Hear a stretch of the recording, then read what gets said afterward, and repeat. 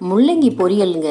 நீங்கள் முள்ளங்கி பொரியல் அதிகமாக செஞ்சுருக்க மாட்டீங்கன்னு நினைக்கிறேன். செஞ்சு சாப்பிடுங்க, ரொம்ப டேஸ்டியாக ரொம்ப நல்லா இருக்குதுங்க முள்ளங்கி பொரியல்.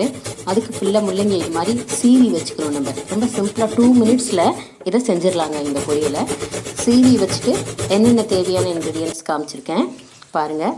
முள்ளங்கி பொரியலுக்கு தேவையானது கடுகு, உளுத்தம்பருப்பு, பச்சை மிளகாய், கருவேப்பிலை, தேங்காய் 1 கப்பு, இதோட துருவி வச்சிருக்கிற முள்ளங்கி.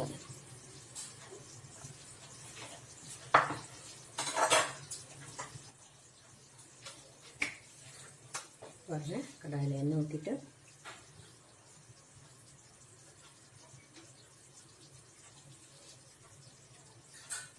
ஒரு டீஸ்பூன் எண்ணெய் ஊற்றிட்டு